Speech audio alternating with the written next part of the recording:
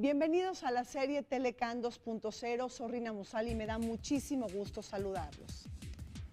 México, Estados Unidos y Canadá se encuentran en la antesala de la tercera ronda negociadora del Telecán que tendrá lugar en Ottawa, Canadá.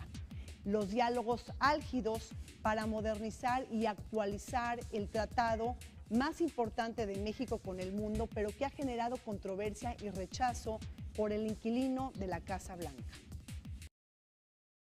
De los personajes claves y de líderes influyentes en materia de opinión en México es que hoy pulsamos la relación de México con Estados Unidos y Canadá, así como el futuro de esta alianza trilateral.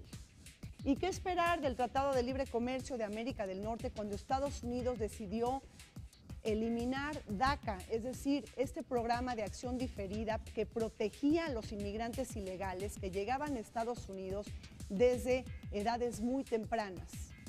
Ahora Donald Trump se atreverá a cumplir su amenaza de abandonar el Telecán. Acompáñenos.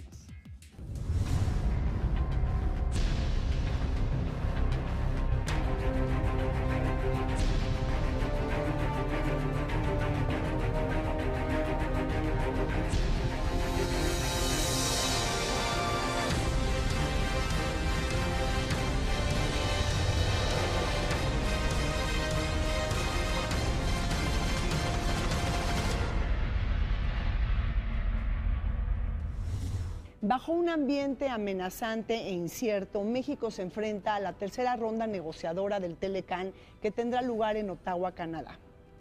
Pese que se antoja muy difícil que el señor Donald Trump pueda desbaratar 23 años de integración compartida, de encadenamientos productivos y también de interdependencia económica, todavía sigue vigente la posibilidad de que pueda abandonar el Telecán, una de sus principales promesas de campaña política. Una cosa es lo que pasa con Estados Unidos y otra cosa es lo que pasa con el presidente Trump y con un grupo muy reducido que formó parte de su electorado y que claramente pues es un grupo abiertamente racista, ya hay que decirlo, supremacista, etcétera, pero eso no son los Estados Unidos. Uno revisa los posicionamientos de las organizaciones y empresarios de Estados Unidos en aquel miércoles negro en donde hubo esta posibilidad o amago de pretender cancelar el NAFTA.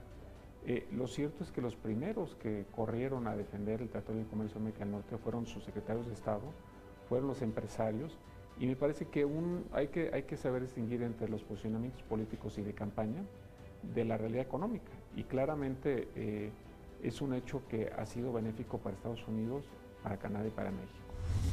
Bueno, es un tema sobre el que no existen precedentes, entonces hay todo este tema de especulación si el presidente de Estados Unidos se puede o no se puede salir del tratado, como lo establece el artículo 2205. Nuestra lectura es que es una facultad de los ejecutivos de los tres países la decisión de salirse del Tratado de Libre Comercio, pero también es cierto que como no hay un presente al respecto, no sabemos qué tipo de dinámicas legislativas o legales esto pudiera desencadenar. Sí. Es una situación incómoda, sí es una situación poco ortodoxa. Nunca hemos estado sujetos a este tipo de presiones políticas por parte de un socio comercial.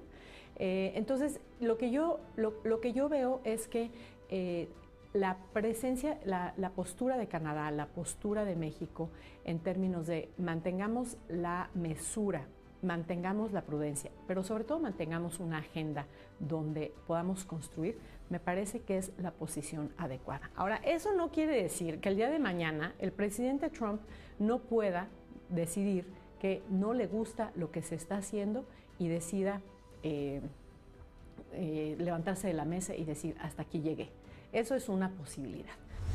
El artículo 2205 del TLC de América del Norte prevé que una de las partes pueda abandonar el tratado, y ese artículo tiene dos frases. La primera frase es: una parte podrá denunciar el TLC y salir si lo hace con 6 meses de anticipación, y la segunda frase dice: el tratado seguirá en vigor entre los otros dos. Entonces aquí lo importante es, digamos, el pacto que tenga México con Canadá. Si Estados Unidos decidiera algún día abandonar el TLC América del Norte, el TLC en México seguiría bajo el artículo 133 de la Constitución como ley suprema, aunque Estados Unidos no sea parte, sí lo es con Canadá.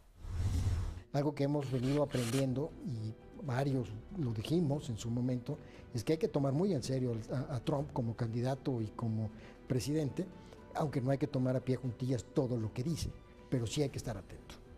Creo que lo que se percibe es un interés por parte del presidente Trump de recurrir más a los acuerdos bilaterales que a algo mucho más amplio. En parte porque le resulta mucho más fácil a Estados Unidos, por el tamaño y el poder que tiene, imponer condiciones en una mesa de dos que en una mesa de muchos, especialmente si la mesa de muchos es la Unión Europea, en donde pues muchos son sumados, hacen un peso importante frente a Estados Unidos, o en el caso del TPP. Entonces le resulta mucho más cómodo sentarse solo. Y eso me parece que es lo que estamos viendo de la llamada reciente que tuvieron el primer ministro Trudeau con el presidente Trump, en el sentido de que quieren sacar el tratado, pero un poco quizá anunciando que sería un tratado de dos, pues no es precisamente la mejor noticia para México, siendo México el país en el que, digamos, que dependería más de un tratado de libre comercio con América del Norte. Y en el sentido de que además aquellos dos ya tienen su propio tratado, o sea, ellos tienen su red de seguridad. Nosotros, nuestra red de seguridad sería, pues sí, mantener el tratado vigente con Canadá. Canadá está económicamente totalmente integrado a Estados Unidos, o sea, no necesita del trilateralismo y demás, sino a veces le incomoda y le molesta pues que tener la cuestión trilateral cuando prefieren manejarse bilateralmente y demás, ¿no? Entonces por eso el año, o desde que llegó Trump un poco, pues Canadá se puso a un lado de las críticas que nos hacía Trump del acuerdo de libre comercio. De todas maneras, si desaparece el acuerdo de los tres, pues ellos tendrán su acuerdo bilateral. México y Estados Unidos han creado una interdependencia tal, como resultaba el Telecán original, que sería imposible que Estados Unidos saliera del Telecán sin afectar intereses de las propias corporaciones estadounidenses. Una realidad es que en estos momentos, de un 100% del comercio que tiene México con Estados Unidos, el 40% tiene contenido estadounidense. Entonces hay una integración intraindustrial, es la mayor integración intraindustrial que tiene Estados Unidos con cualquier país, con cualquiera de sus socios comerciales. Mira, vamos a ir metiéndonos más y más. Acuérdate que en Estados Unidos también una parte es la parte retórica de los jefes, etcétera, y luego está el servicio civil de carrera. El servicio civil de carrera es un servicio civil profesional y entiende muy bien estas cosas y es el que está en contacto con el sector privado. Y entonces sabe dónde estirar la liga y dónde no. Entonces yo creo que estas cosas, conforme vayan avanzando, van a ir tomando mucho más racionalidad.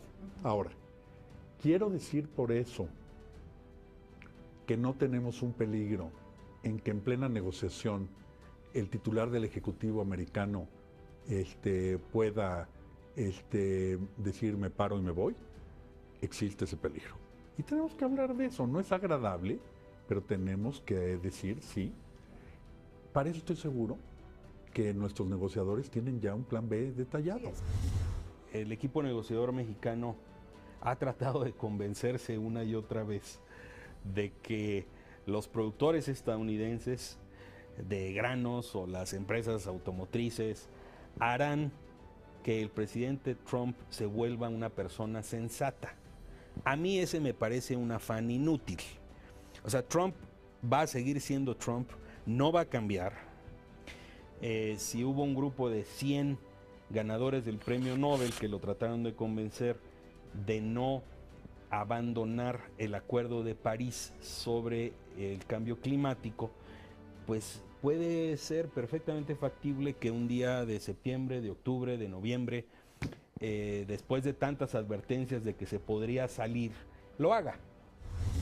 Trump tiene una parte visceral, pero tiene una parte muy racional, que se expresa de la misma manera, y entonces hay que tratar de leer o entender o imaginar cuál de las dos es.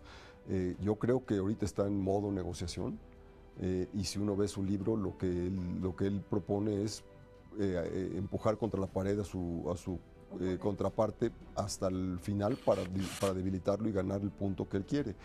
Y entonces ese es lo que está haciendo, yo creo ahora. No creo que quiera cancelar el tratado, simplemente lo que creo es que quiere poner a México contra la pared para tratar de obtener más beneficios. Un indicador muy interesante es que cuando Trump anunció que se retiraba del Telecán, los mercados financieros no se movieron. Eso es un buen indicio. ¿Qué quiere decir? Que como que el mundo ya entendió que este hombre provoca. Su estrategia para dirigirse al mundo es: yo te provoco y espero cómo reaccionas. Pero al final, perdón, perro que ladra no muerde. Ninguno de nosotros podemos tener la respuesta, y te voy a decir por qué. Porque esto depende de la psicología del presidente Trump. Frente al proceso renegociador, México debe demostrar una actitud digna y no pequeña frente al gigante de Estados Unidos. Mensajes clave, datos duros y argumentos racionales deben de ser utilizados para defender los intereses de los mexicanos, acreditar nuestro posicionamiento en el mundo, tener visión de futuro, pero sobre todo garra para lidiar con el nivel de incertidumbre que genera Donald Trump en la Casa Blanca. El legislativo desconoce la agenda de la Secretaría de Economía. La sociedad desconoce lo que va a negociar la Secretaría de Economía. No se ha hecho pública esa agenda. No estamos diciendo que nos digan cómo va a negociar. Eso no. Lo que queremos, y hay que decirlo fuerte, es que se muestre la agenda de lo que México va a negociar. Que no nos digan que son los capítulos del Telecán 94. Ese es punto y aparte. Hay una nueva agenda. Estados Unidos ya lo mostró. No estamos yendo a las negociaciones por una voluntad propia, por una necesidad técnica de realmente ajustarlo, modernizar el tratado, adecuarnos, sino por un problema político que nos están forzando, obligando, ¿no? Entonces, yo creo que bajo esas circunstancias, mientras menos se le cambie bajo esas condiciones al tratado, mejor, ¿no? Y mientras menos anunciemos cuál va a ser nuestra posición, es mejor. Porque ¿para qué descubrir nuestras cartas de lo que queremos o no queremos, no sé qué, que las puedan usar en nuestra contra del otro lado? Más bien yo creo que vamos a una actitud de cuidado, a ver, no sé qué, y vamos a ver, la tocamos de oído, como vaya desarrollándose la negociación, ahí vamos soltando las cartas y no sé qué, pero no vamos a abrir ahorita todas nuestras cartas porque pues es una negociación que no buscamos, que no pedimos y que no está en el momento más adecuado. Entonces deja a ellos. Yo creo que nuestra actitud principalmente ahorita es de tipo defensiva, frente a lo que viene, que no quieren el capítulo 19, que quieren cuestiones de género, que quieren meter la cuestión de la corrupción, que quieren reducir el déficit, no sé qué. Vamos a ver qué dicen y a ver cómo lo contraatacamos. Tener un cuerpo de negociadores profesional. Te vas a ir a discutir con los americanos. No estás yendo a un país del tercer mundo a discutir. Vas a ir a discutir con el país más grande y más poderoso del mundo. Entonces necesitas un cuerpo profesional y un cuerpo profesional además muy conocedor de las políticas públicas, etcétera. Entonces, hace 25 años lo hubo y creo que hoy lo hay también, afortunadamente. Yo he estado metido en este negocio más años de lo que quiero recordar y ha habido siempre un reconocimiento hacia los negociadores mexicanos. Y tenemos un jefe negociador, el secretario Guajardo, que conoce perfectamente cada uno de los temas y conoce perfectamente cómo llevar a cabo la negociación. Ahora, el negociar con una pistola en la cabeza, eso no es una negociación y eso es algo que México no va a aceptar. México tiene grandes negociadores, yo creo que tenemos un extraordinario secretario de Economía, que además tiene mucha experiencia. Si hay alguien que tiene experiencia es Ildefonso, porque Ildefonso estuvo en la negociación del primer tratado de libre comercio. Éramos colegas muy jóvenes, los dos somos de la misma generación, y él siguió en eso, yo no. Entonces él lo conoce muy bien, entonces alguien mejor preparado que él no hubiera habido en el país. El equipo negociador es un equipo enormemente conocedor y fogueado. Es un equipo que además se ha mantenido consistente durante los últimos años en negociaciones de varios tratados de libre comercio, concretamente el TPP, y más o algunos otros de menor envergadura, pero igualmente importantes en el sentido de dar el conocimiento y el entrenamiento en este tipo de negociaciones. A diferencia del grupo americano, que al menos la cabeza no tiene o no ha tenido esta experiencia. Entonces, en ese sentido, creo que debemos estar tranquilos de que tenemos un grupo de conocedores y bien entrenados y que están en el estado del arte de este tipo de negociaciones. El capital humano y la experiencia técnica, México la ha formado en estos años, por supuesto. Pero no basta solo negociar tratados de libre comercio. Esa es una herramienta dentro de un conjunto mucho más grande de instrumentos internos y externos que se necesitan manejar para que el desarrollo del país pueda ocurrir. Bueno, yo creo que México debe estar listo para abandonar la mesa de negociación si Estados Unidos nos pide algo inaceptable. Por supuesto, como ellos también. Digna y de fortaleza. No, de fortaleza, de enorme fortaleza. Eso es cierto en cualquier negociación, pero lo es más en esta, porque ha habido, discursivamente por lo menos, opiniones muy tajantes en Estados Unidos sobre el tipo de acuerdo que algunos quisieran. Este acuerdo renegociado va a tener éxito solamente si nos ponemos de acuerdo sobre el objetivo común. Y entonces hay que lograrlo. En primer lugar, Rina, te diría que tenemos que negociar desde la fortaleza. Que Estados Unidos respeta a quien se da a respetar. Me lo dijo el profesor Zbigniew Brzezinski, fue mi profesor, fue consejero de Seguridad Nacional del presidente Carter o Carter, como quieran llamarle. Y eso tenemos que tener en mente. Y por otro lado, tenemos que tener en mente la visión de Zapata. Emiliano Zapata dijo, si quieres ser águila, vuela. Si quieres ser gusano, arrástrate. Pero no grites cuando te estén pisando. Es decir, tenemos que entender que Estados Unidos busca debilitar a su contraparte, porque ha sido la estrategia a través de sus libros y de su vida misma del señor Trump, que ha trasminado a Wilbur Ross, a todos sus secretarios de Estado, o a Perry en el sector de energía. Entendiendo eso, entonces tenemos que mirar a los ojos al negociador, ser firmes en lo que decimos y dar argumentos, dar datos duros.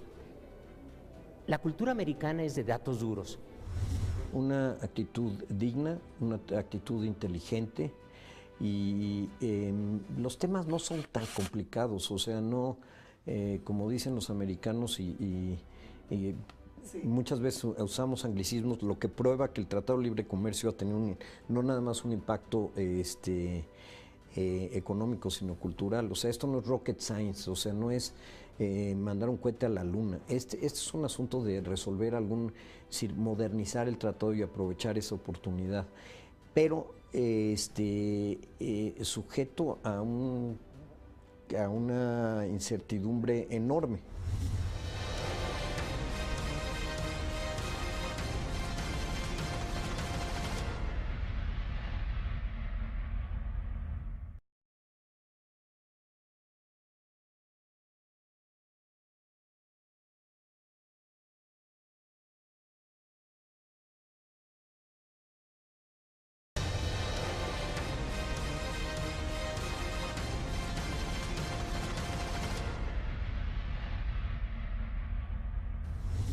Las mejores municiones de México en el proceso renegociador deberán de ser defender el espíritu de apertura, más comercio y mejorar la competitividad de América del Norte. México no puede permitir la reintroducción de aranceles, de tarifas o bien de cuotas al comercio. En los acuerdos comerciales normalmente lo que hacemos es que los miembros del acuerdo consideramos que tu producto, tu insumo, tu bien es como si fuera mexicano. ¿Por qué? Pues porque ya estamos hablando de una zona de libre comercio. Entre nosotros no nos vamos a cobrar aranceles. La propuesta que está planteando la administración del presidente Trump hoy es una propuesta nunca antes vista. Es bastante innovadora, aunque no creo que sea muy constructiva, en el sentido de darle privilegio a uno de los países sobre los otros dos en términos de la construcción de ese origen, de la determinación del origen. Me parece que el gobierno de México ha sido muy exitoso en señalar, por ejemplo, que no vamos a aceptar el restablecimiento de aranceles o de cuotas. Creo que esa era una base fundamental. Y el posicionamiento que hizo el gobierno me parece que fue muy eficaz, ya que en los objetivos que dio a conocer el 17 de julio Estados Unidos, uno de ellos es reconocer que no habrá regreso a la imposición de aranceles. Entonces me parece que eso es muy importante para el libre comercio.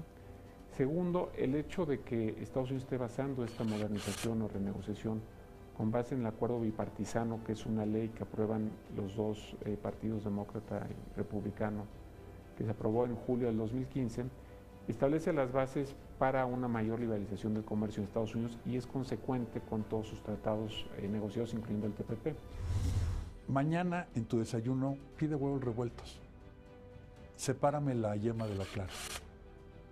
¿Cómo la separas? Están entrelazados. Piensa en esto. La Pico Ford F-150 que se hace en Hermosillo, ¿sabes cuántas veces cruza la frontera? 6, 7. 36 veces. Son partes que van y vienen y se van haciendo componentes.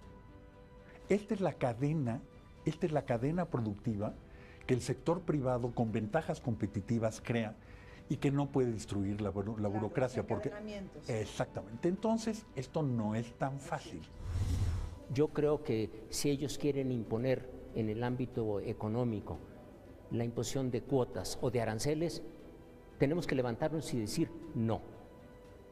O si ellos quieren imponer el capítulo 19, que es la no existencia de negociación de controversias, pues decir no, señores, nos levantamos y terminamos. ¿Por qué? Porque eso nos estaría perjudicando profundamente. ¿Por qué? O en el sector agrícola.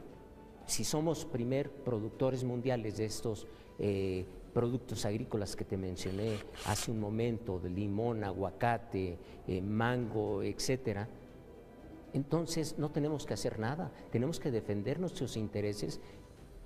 Si nos ponen cuotas o aranceles, va contra la esencia del libre comercio. Ahora, no tendríamos que ir a la OMC para negociar a nivel de Estados Unidos-México. En términos de promedio, los incrementos en los llamamos aranceles que pueda tener la OMC sean moderados. Me parece que el impacto mayor sería desde el punto de vista político, digamos, el punto de vista mediático en el estado de ánimo de la región, particularmente del caso mexicano. Crearía una enorme incertidumbre económica que tendría, por supuesto, sus impactos en los mercados de cambios de peso contra el dólar, las inversiones, los flujos de inversiones al país. Tendríamos sin duda que hacer una contraofensiva para señalar la certeza jurídica que debe de estar detrás de todo esto para mantener ciertamente estas inversiones. Y bueno, pues esto nos obligaría a tener varios planes B. Uno de ellos es Asia. Sin duda la Alianza del Pacífico es otra, Europa. Ha habido una reafirmación por parte de los tres gobiernos de que el propósito no es cerrar las economías. O sea, México, Estados Unidos y Canadá tenemos desde 2003 para el 99.9% de los productos que comerciamos libre comercio. Entonces no sería lógico ponernos aranceles entre nosotros tres hoy en día o cuotas de exportación que limitaran la exportación de nuestros productos hacia Estados Unidos. Eso, de acuerdo a los objetivos publicados por el gobierno de Estados Unidos, se va a preservar, que es muy importante, es un triunfo muy importante, contrario un poco a la retórica de Donald Trump y su equipo, pero hay que ir más lejos. O sea, en el fondo lo que se requiere es cómo organizamos nuestro comercio para que seamos competitivos con respecto al resto del mundo. Uno de los mensajes clave que debe de permear alrededor del proceso de renegociación es que la prosperidad económica de México está directamente relacionada a la lógica de seguridad en Estados Unidos.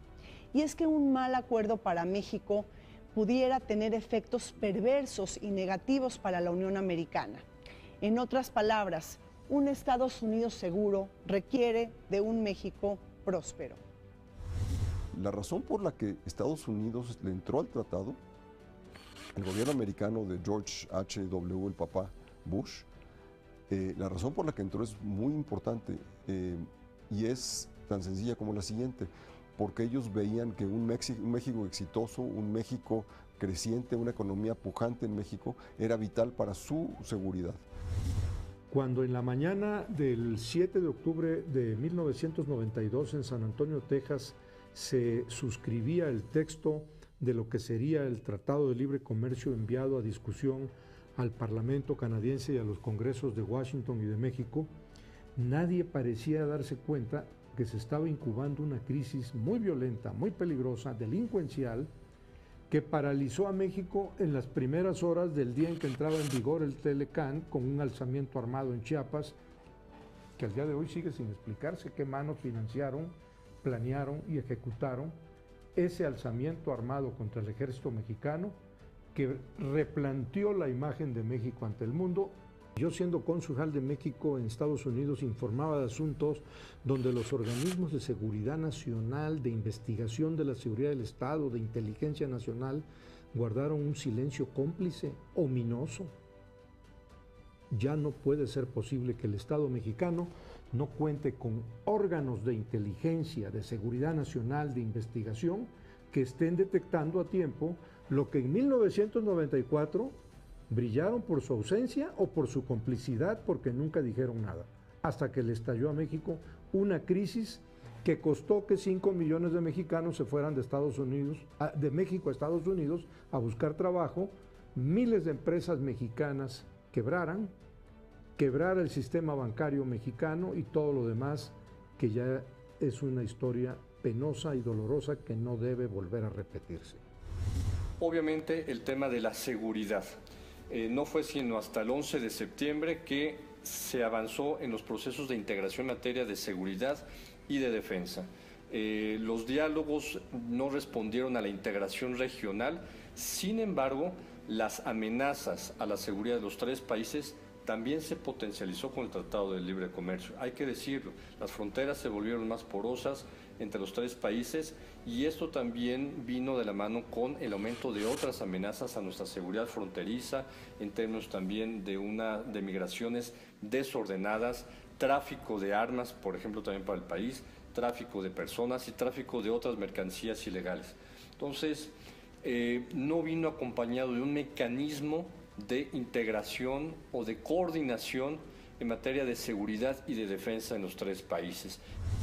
Y también pues habrá que ver y tener cuidado que en esta renegociación no se argumenten medidas de seguridad o migratorias para inhibir el flujo de bienes y personas entre ambos países. Hay que recordar que hay una relación muy dinámica y en la medida en que se establezcan medidas aduaneras que faciliten el movimiento de bienes y que el tema migratorio no sea un tema que inhiba también pues, la posibilidad de que las personas de negocio o incluso los turistas puedan viajar libremente, me parece que será muy importante para la prosperidad de la región.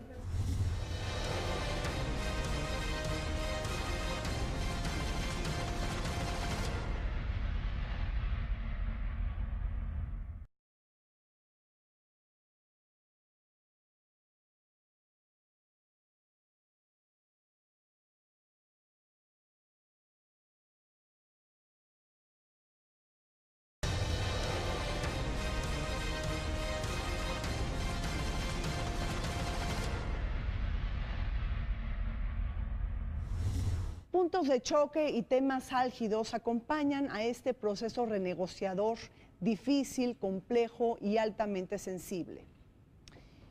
Y es que en este juego de costos, de beneficios y transacciones, el equipo de Donald Trump ha propuesto la posibilidad de eliminar paneles de expertos para la solución de controversias en materia de antidumping y cuotas compensatorias. En otras palabras, la propuesta de eliminar el artículo 19. Con ello, Donald Trump rechaza la posibilidad de que órganos supranacionales puedan tener la última palabra. El capítulo 19 lo que hace es buscar un mecanismo imparcial para la resolución de disputas que implique que no se puede utilizar resquicios que no están contenidos en el tratado para imponer sanciones a un tercer país. Para Canadá es mucho más importante esta cláusula que para México, no porque nosotros no porque no sea relevante para México, sino porque tenemos muchos menos conflictos comerciales con Estados Unidos de lo que ellos tienen. La verdad es que hay que entender por qué el tratado se hizo, y esa es la parte medular. El tratado se hizo para lograr un certificado, una garantía del gobierno americano de que no cambiarían las reglas del juego en México, de que el gobierno mexicano no expropiaría empresas sin una justificación y sin compensación adecuada, de que no se cambiaran las reglas nada más de manera caprichuda. Y entonces ese certificado era para México, era para que las empresas que vinieran a invertir en México tuvieran una garantía jurídica, además de política, de que sus intereses estarían protegidos. El capítulo 19 es el que el sector privado pueda ir a hablar con el sector público del país que va a imponer el dumping y buscar una solución de diferencias ahí. Hay otro capítulo, que es el capítulo 20, que es la solución de diferencias de Estado a Estado, que en última instancia se puede negociar las medidas antidumping o las medidas contra subsidios, se pueden negociar ahí. En el capítulo 20. En el capítulo 20. Del 19, si se elimina el 19, podemos pasar al 20. Sí, pero el 19 lo que hace es solucionar un problema que enfrenta el sector privado. Entonces es de gran importancia para los diferentes países, es de gran importancia para los Estados Unidos. Estados Unidos es quien más ha utilizado este capítulo 19. Ha causado escorzo el que de esos 22 puntos se dice que Estados Unidos quiere eliminar el capítulo 19 del Telecan 94, que se refiere a soluciones de controversias en dumping y subsidio. Y eso es lo que se está discutiendo, pero no estamos discutiendo realmente la parte de la agenda mexicana a raíz de que se desconoce. Creo que el tema más delicado es la posición inicial de Estados Unidos de modificar o quitar el artículo 19 sobre solución de controversias al interior de este mecanismo comercial. Creo que eso es muy grave. Canadá y México no lo deben de permitir, porque imagínate que las disputas comerciales se mantengan en los tribunales estadounidenses o en tribunales mexicanos, que también podría suceder. Eso entorpecería la dinámica que ya ganamos en materia comercial. Creo que el capítulo 19 del Tratado de Libre Comercio es una joya para los tres países que debemos de defender, porque eso le da una dinámica a las disputas comerciales que podrán surgir en un futuro sin lugar a dudas. Efectivamente, el capítulo 19, que tiene que ver con solución de controversias de temas de prácticas desleales de comercio, es uno de los temas que Estados Unidos ha puesto en la mesa como uno de los temas que quisiera eliminar, pero es un tema muy importante para México, sin lugar a dudas para Canadá, y yo diría que también para los exportadores de Estados Unidos. Entonces, todavía no sabemos qué tanto es una declaración para una postura de negociación y qué tanto es un tema de sustancia. Para nosotros es mucho más importante cómo se resuelven las disputas o las controversias en México que dentro de Estados Unidos. En algún momento quizá entremos en más conflictos comerciales con los americanos, pero el capítulo 19 nos importa en cuanto a las exportaciones mexicanas hacia Estados Unidos o inversiones mexicanas en Estados Unidos. Pero la razón del tratado original es darle certidumbre a los inversionistas en México. Y eso no debemos perderlo. Es mucho más importante eso que el capítulo 19 para México. Canadá tiene un problema diferente. Me parece que el capítulo 19 ha dado mucho que hablar, especialmente por Canadá. Para Canadá fue uno de los temas electorales en el marco de la negociación del Telecan. En el caso de México, yo lo que estaría pugnando es, primero, no es tan relevante si hay un capítulo 19 per se o no. Lo que es relevante es que haya un mecanismo de solución de controversias, uno, y dos, que haya mecanismos, como dirían ellos mismos, los estadounidenses, que tengan una cancha pareja o un piso parejo. ¿Por qué? Porque si tú revisas la legislación nacional, que es la que está buscando Estados Unidos, o sea, ellos buscan remover o retirar el capítulo 19 para dejarlo a la legislación nacional.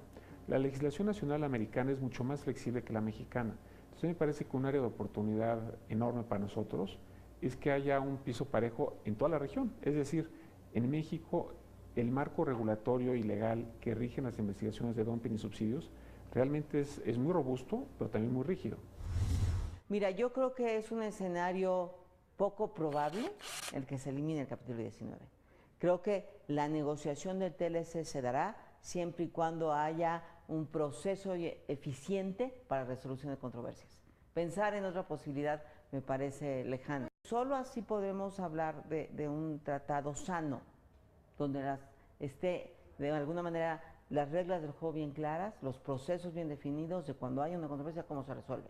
Si no, sería poco factible. Si lo que se busca es cambiar la dinámica, facilitar la utilización de derechos antidumping, eso quiere decir, en el momento que yo digo, voy a ponerte una medida antidumping, el que se dedica a comprar esa mercancía dice, un momentito, pues, mejor voy y lo busco en otra parte. Eso ya de por sí es una medida proteccionista. El capítulo 19 lo que hace es reducir las posibilidades de que se introduzcan estas medidas proteccionistas. Para México es fundamental el tema de solución de controversias porque es nuestra mejor arma de defensa. En el TLC tienes el artículo 19, y entonces imagínate que tú crees que tienes un dumping entre Canadá, Estados Unidos o México. Ahorita hay el lío entre Canadá y Estados Unidos por la madera, el lumber y todas esas cosas, que es recurrente, ¿eh? Ya van 4 veces que pasan 25 años, o sea que no es una cosa nueva. Bien, ¿qué es lo que haces? Dices, bueno, aquí hay una bronca, tenemos diferencias, ¿cómo la resolvemos civilizadamente? Y entonces, pues lo que haces es que dices, voy a llamar a un panel para que me haga esto, y entonces llamas a jueces especializados, que llama a un país, cada uno propone uno dentro de una lista de gente profesional, etcétera, etcétera, y en menos de 4 meses te dan fallo. ¿Qué es lo que ha pasado? Que se usa muy poco. ¿Por qué? Porque más vale que tengas un buen caso, porque no hay triquiñuelas, y te dan palo rápido. Entonces, ¿qué pasa en Estados Unidos con respecto al comercio de México y con Estados Unidos? ¿Cuánta bronca hay? Imagínate que la bronca, vamos a llamarla de 1 a 100, hay 10. Ahora veamos en Estados Unidos, con los países que no tienen un tratado como el nuestro, ¿cuántas broncas hay y dónde terminan? Terminan en las cortes americanas, ¿y sabes cuánto es la relación? 5-1, 6-1. Nosotros no queremos ganar en competencia por litigios. Queremos ganar por calidad y por productividad. Entonces México, Estados Unidos y Canadá deberíamos aspirar a hacer obsoleto el capítulo 19, eliminando los casos de dumping entre nosotros tres. Por ejemplo, entre Alemania y Francia es imposible poner una cuota compensatoria de dumping porque no está permitido dentro de la Unión Europea. Tampoco se puede hacer entre California y el estado de Michigan. Bueno, debemos aspirar nosotros a que entre Estados Unidos, México y Canadá, con el nivel de integración y la libertad de comercio que ya existe, no haya casos de dumping. Y si no hay casos de dumping, no hay necesidad de capítulo de solución de controversias para estos casos porque no existirían. Ahora, si en el 1.3% de los casos, que son muy controvertidos y políticamente cargados, tomate, azúcar para México, madera para Canadá y otros, no nos ponemos de acuerdo, liberemos al resto de la economía de esa carga y hagamos obsoleto al capítulo 19. Bajo la política de confrontación hacia México y la consigna de reducir el déficit comercial, es que el equipo que encabeza Robert Lighthizer en Estados Unidos está proponiendo hacer más estrictas las reglas de origen con el objetivo de acreditar mayor contenido estadounidense en los productos de América del Norte. Los mayores choques y golpeteos que se dan para el sector automotriz. La regla de origen es un mecanismo que utilizamos los países en los acuerdos comerciales para asegurarnos que los beneficios arancelarios y que el comercio se impulse entre los países de la región. Evitar que un tercero venga de cualquier parte del mundo y aproveche la negociación, la reducción arancelaria para introducirse al mercado sin pagar aranceles. Entonces, la regla de origen lo que te dice es, este producto sí lo voy a dar el beneficio arancelario porque fue fabricado con insumos de la región o los procesos productivos se realizaron en la región o hay algún beneficio en términos de producción significativo que me hace que ese bien yo lo pueda considerar norteamericano quiere decir originario de Estados Unidos, de México, de Canadá, que los insumos de los tres países, las partes, los componentes, puedan integrarse de forma que al final el producto que se va a exportar tenga el contenido que se estableció en el acuerdo y con eso ya no pagas aranceles. Es cierto, una de las cosas que se han mencionado es la posibilidad de elevar las reglas de origen, que es el contenido regional que tienen que cumplir los países, los productos para moverse en el espacio preferencial de América del Norte. Pero también es cierto que si no compramos o si los productores no compran más productos en América del Norte, no es por malinchismo, es malinchismo regional, es porque muchas veces esos productos o no existen en América del Norte o no existen en las cantidades y calidades suficientes para aumentar la competitividad. Entonces hay que ser muy cuidadoso con el tema de reglas de origen porque no es una variable que se pueda mover como uno quiera sin afectar la competitividad de los productores regionales.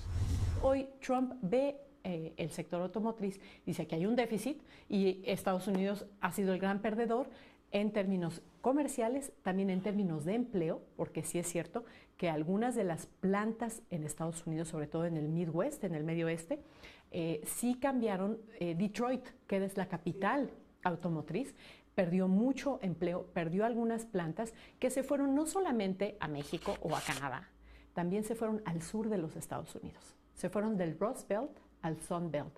¿Por qué? Por un tema sindical y por un tema de mano de obra más barata y por las facilidades de inversión, a la inversión que le dieron los estados del sur.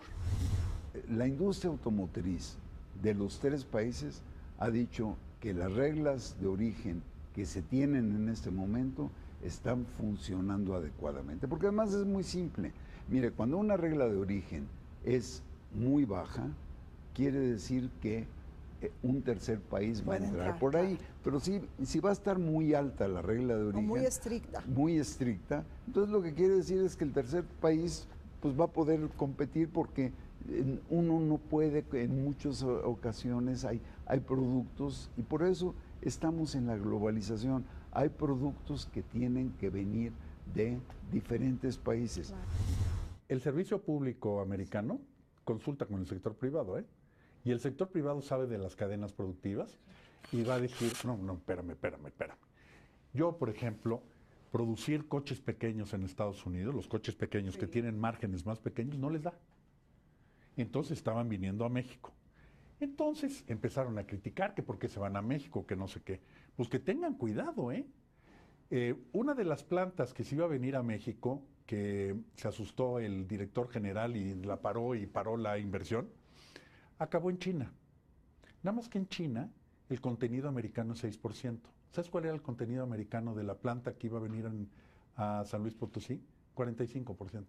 Entonces cuidado con la retórica, porque la retórica no tiene mucho apego con la realidad. Y allá también hay cuarto de al lado. Entonces en esas cosas el sector privado americano no traga lumbre. Claro. Y está viendo rápidamente dónde sí pueden ganar un poco, pero no que no se les vaya, porque entonces pierden competitividad. ¿Sabes qué tienen en común todas las exportaciones de coches de Estados Unidos, que Estados Unidos exporta? Que tienen un gran contenido mexicano. ¿Por qué será? ¿Por qué será? En los últimos 20 años hemos cambiado reglas de origen 5 veces. Pues el tratado prevé cambios en reglas de origen y Estados Unidos potencialmente nos podría pedir que en algunos sectores hagamos las reglas de origen un poco más estrictas. Ahora, ¿qué tanto más estrictas? Yo les voy a hacer una predicción. No mucho. Y no mucho porque vivimos en un mundo muy globalizado y los aranceles de la nación más favorecida que tiene Estados Unidos son muy bajos.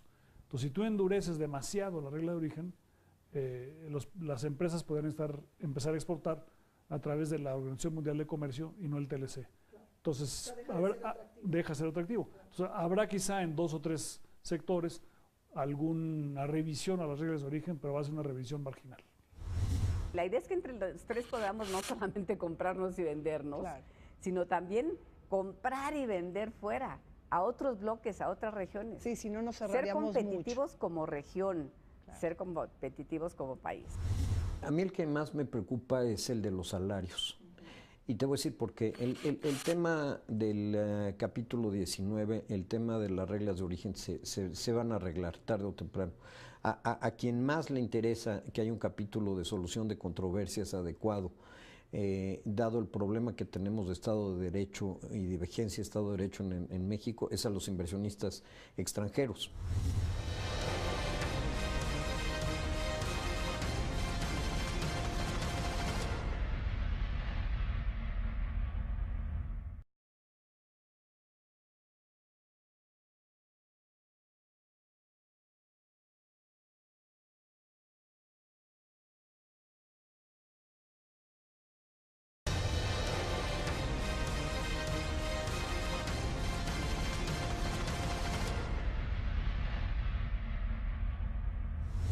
Otro tema que genera discrepancias y que toca las fibras sensibles es la cuestión laboral y el asunto de los salarios.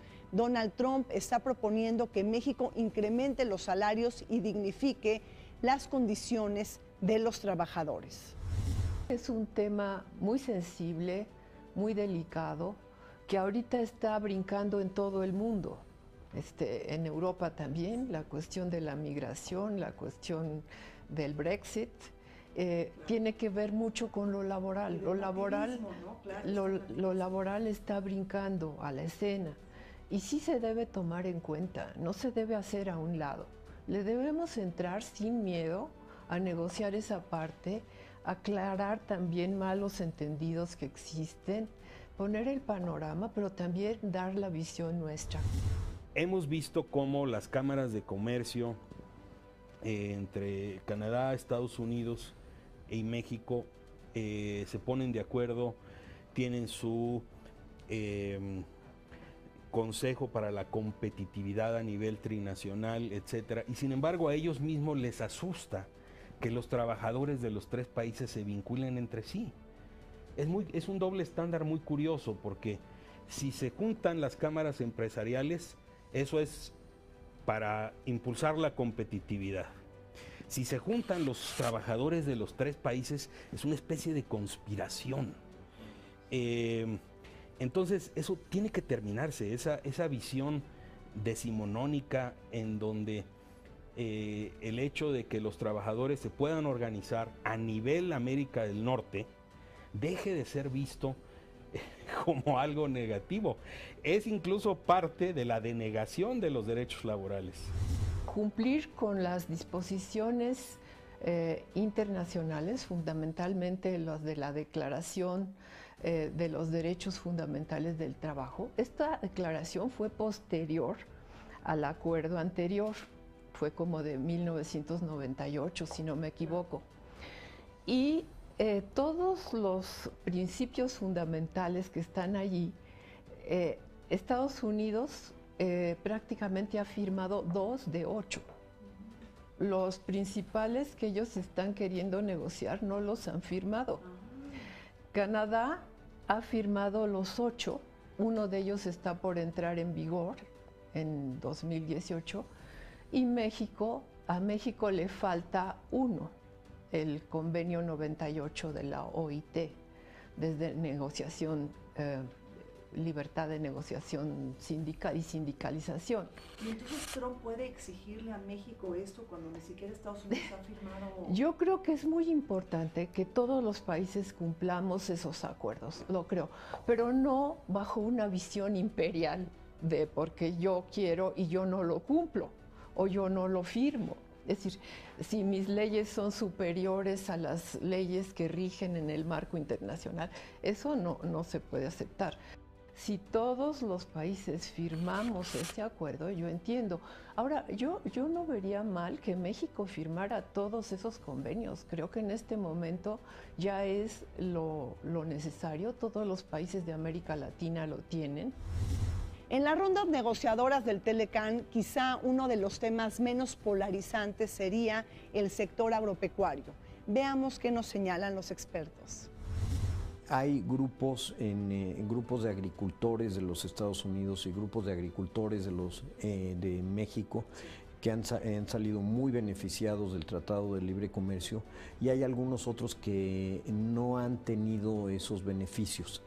Déjame dar 3 o 4 ejemplos. Uno, los agricultores del centro de Estados Unidos, que son productores de granos principalmente, pues claramente han salido beneficiados del Tratado de Libre Comercio, y hay el rumor o el mito urbano de que cuando el presidente Trump iba a repeler el Tratado de Libre Comercio, se apareció en la Casa Blanca cuando cumplió 100 días el secretario de Agricultura con un mapa donde estaban pintados de rojo los estados del centro de los Estados Unidos, y le dice: estos que votaron por usted son los que más se benefician del Tratado de Libre Comercio, entonces más vale que no lo firme.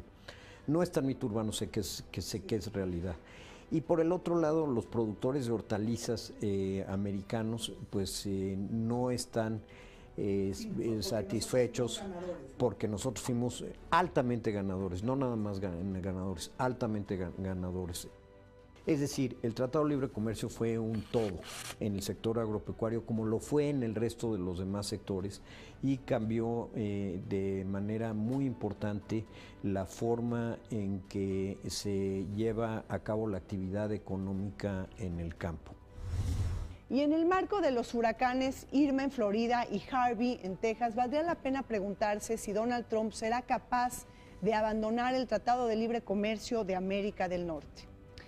Para el caso de Texas, esto es muy emblemático porque México representa el primer destino de sus exportaciones, un estado republicano que se pinta de rojo y que, al igual que la Florida, pueden sufrir de los efectos devastadores de la política nativista, proteccionista y aislacionista de Donald Trump en Estados Unidos. Decirle no al Telecán con Texas, que es el primer socio comercial de México, con California, que tiene una estrecha relación con México, y California es una de las 7 economías más importantes del planeta, y California se opone a los dichos de Trump respecto al Telecán y respecto a elevar los aranceles al comercio con México, es difícil. La inundación de Houston le va a representar al gobierno local, al gobierno tejano, por supuesto al gobierno de la ciudad, una erogación muy importante de varios decenas de miles de millones de dólares. ¿Cuántos? No sabemos, se hablan de 50, nada más recordemos como punto de comparación que el sismo de México en 1985 costó en términos de pérdidas 10,000 millones de dólares. Aquí estamos hablando de una ciudad más extensa, con una complejidad en su infraestructura, con un daño muy extendido al caso de la inundación. Estaremos hablando de mucho más que eso. El primer socio comercial de México es el estado de Texas. Si Estados Unidos se sale del Tratado de Libre Comercio, ya había un cálculo de que la recesión en el estado de Texas sería de un 4 o 5%. Súmale, si se salen, el costo que tendría el tema de Houston. Entonces, en este momento, desde el punto de vista económico, financiero, no tendría ningún sentido salirse, y creo que es el momento de aprovechar esta coyuntura justamente para sacar este tema. Los 3 países tenemos que ser serios en la mesa negociadora y tenemos que buscar que todos los 3 seamos ganadores del proceso, y que sí, que lo que tenemos que lograr es incrementar las exportaciones de la zona de América del Norte hacia Asia, hacia Europa. El tratado es para los jóvenes, es para las mujeres. Pensar que el tratado es el resultado de una negociación de funcionarios, sí, ese es el acuerdo, es como firmar un contrato. Pero este tratado tiene que ser para las regiones, tiene que ser para la gente, tiene que ser para los jóvenes. Entonces, ¿qué querríamos ver todos? que con esto le estamos dando a los jóvenes oportunidades. Hay que ver cuáles son esas que van a necesitar para competir. Y esas tenemos seguramente la misma visión, porque el mundo no tiene una globalización para los canadienses distinta para los mexicanos. Entonces ese tratado tiene que tratar de meter el futuro a su cuerpo. En estos momentos, Estados Unidos tiene 14 tratados de libre comercio con diversas naciones del mundo, y todas estas naciones del mundo están temblando porque dicen, si cancela el Telecán, pues con más razón va a cancelar el que tiene con Australia, con Singapur, con Jordania, con Israel, con Corea del Sur. Entonces, eso condena a Estados Unidos a un aislacionismo. En momentos en que el mundo está muy globalizado y en momentos en que para su prosperidad interna de Estados Unidos depende del curso de los acontecimientos globales. Esa es la realidad. Cerrarse al mundo no es la opción. El mundo, Estados Unidos lo está planteando con Trump como un lugar hostil, un lugar que amenaza a Estados Unidos. La realidad de las cosas es que Estados Unidos tiene una enorme dependencia respecto al mundo y una estrategia de ruptura con tratados de libre comercio condenan a Estados Unidos a un colapso en su liderazgo que de por sí está muy mermado. Muchísimas gracias por su atención y compañía. Soy Rina Musali y se nos acabó ya el tiempo en este programa sobre el Telecán.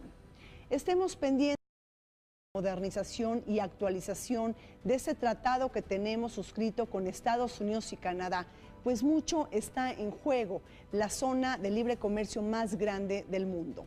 En el próximo programa echaremos un vistazo a los tiempos políticos, a los amarres de cada una de las rondas de negociación, así como los puntos más controversiales entre México, Estados Unidos y Canadá. Los esperamos.